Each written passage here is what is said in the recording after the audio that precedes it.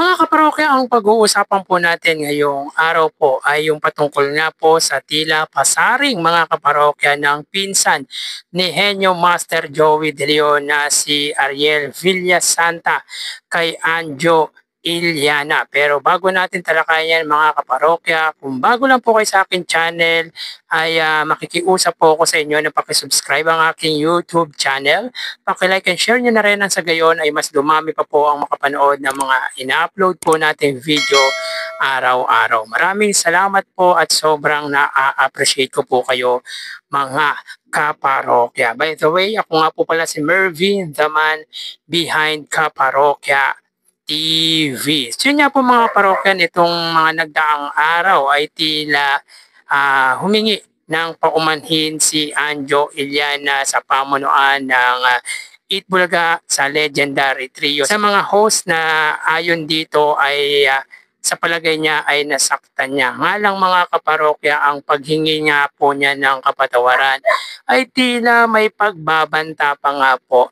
Kumbaga mga kaparokya, para sa akin ay hindi po katanggap-tanggap yung ganong paghingi ng kapatawaran dahil hindi po bukal sa kanyang puso ang paghingi nga po ng apologize sapagkat may halong pagbabanta at paghahamon pa nga po mga kaparokya na kapag di daw po siya pinatawad ng Itbulaga ng mga host nito ay may pasasabugin pa nga po daw po siyang issue with regard nga po sa mga host or sa nasabing noontime show, which is sabi nga po natin mga kaparokya, kung talagang totoo yung sinasabi ni Anjo Iliana ay ilabas niya para nang sa gayon ay madagdagan pa nga po ang pwedeng ikaso sa kanya. May pananakot pa na kala mo mga kaparokya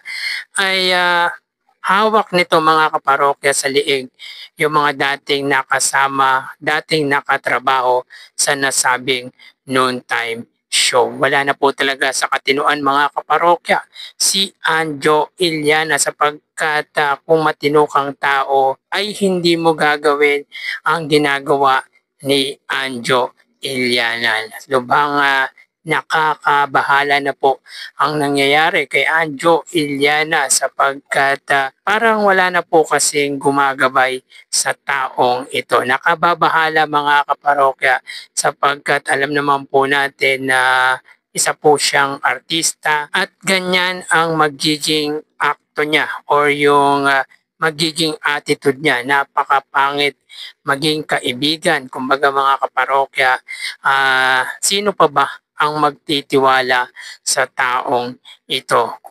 Baka yung mga dati nitong kakilala ay iwasan na po ang dating katrabaho ng Legendary Trio. So yun nga po mga parokya, ayon sa pinsan ni Henyo Master na si Ariel Villasanta. Sa mga hindi po nakakaalam, si Ariel Villasanta ay isa din pong artista na pinsang buo ni Henyo Master Joey De Leon na ayon dito, lalo na doon sa ginawa ni Anjo, demandable po yun. Ang point lang dito, kahit totoo o hindi totoo ang sinabi mo or sinasabi mo, pwede ka pa din i-demanda. Correct po mga kaparokya. Regardless kung totoo or hindi yon ay kadima-demanda po talaga yung pinagsasabi ni Anjo Iliana kasi binaboy mo, pinahiya mo yung buong pamilya sa social media kasi syempre apektado ang asawa at mga anak. Correct po mga kaparokya, talagang kung sa TVJ, sa mga host lang po mga kaparokya ay baka hindi po nila pansinin ito. Nga lang mga kaparokya, may mga pamilya po ito na maaapektuhan. Maling-mali po talaga ang ginawa ni Anjo Iliana na akala mo mga parokya ay bata.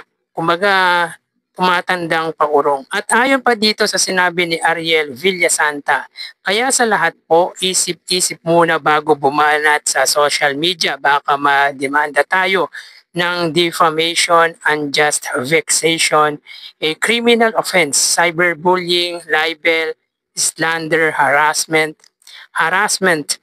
may ebidensya pa naman pag nag-video ka or message, kaya malamang subpina ang matatanggap mo.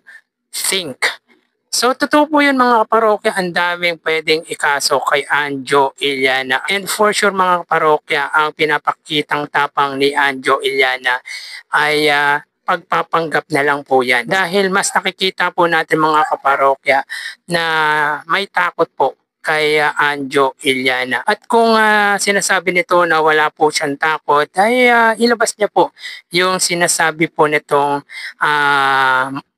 bomba or issue na pwedeng ilabas na makapapanira nga daw po mga parokya sa mag-asawa at sa pamilya. So ganyan po ang isang Anjo Iliana, handang sirain ang isang pamilya para lang po mga parokya sumikat. Yung gantong mga tao mga kaparokya, toxic sa lipunan to.